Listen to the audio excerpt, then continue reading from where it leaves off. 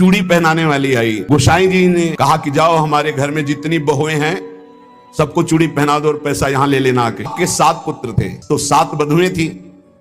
गोसाई जी ने ये नहीं कहा कि 7 बधुओं को पहना देना, कहा कि मेरी जितनी बहुएं हैं उन सबको चूड़ी पहना दो और पैसा यहां से ले जाना। उनकी 7 बहुएं तो चूड़ी पहनी। 8वीं श्री स्वामिनी जी पहुंच गई अपने कर कमल।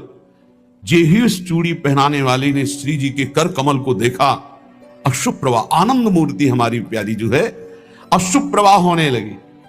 ऐसा उसको लगने लगा कि आनंद के आवेग में मुझे मूर्छा आ जाएगी। नीलांबर का हल्का सा घूंघट है, मनो मृणाल मानो कमल लाल, ऐसे सुंदर कर कमल। सोच रही इनके कर कमल में पहनाने लायक तो चूड़ियां ही नहीं हमारे पास। श्री जी ने इशारा किया, पहनाओ।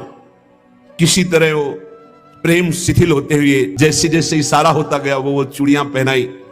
बहुत देर तक वह शुभ प्रवाह करती रही। इसके बाद गोस्वामी जी के पास उसको ले जाया गया।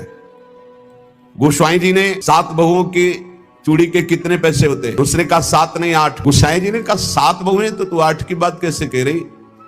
तो उसने कहा मैं कसम खा के कहती हूँ मैंने 8 बहुओं को। तो बोले जब 7 हैं ही तो 8 कैसे?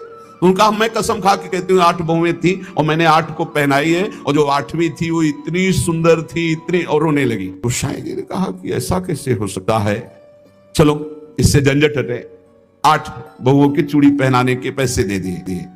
जब रात्रि में शयन किया तो श्री जी ने गोसाई जी से कहा कि उस चूड़ी वाली से क्यों झगड़ रहे थे? क्या आप प्रीतम लालजू को आप अपना पुत्र नहीं मानते? हाँ पुत्र तो है ही, वो हमारे मानने की क्या बात है। तो मैं कौन हूं? पुत्र बधू हुई कि नहीं? अगर आप कहते 7 बहुओं को पहना दो तो मैं कदापि नहीं जाती। आपने कहा मेरी सब बहुओं को पहना दो, तो 8वीं मैं हूं, मेरे ही धारण। श्री जी के वचनों को सुनकर गोसाई जी तत्काल उठे और बैठे बैठे रात भर रोते रहे। ये लाडली जू कितनी कृपालु, कितना भाव स्वीकार करने वाली।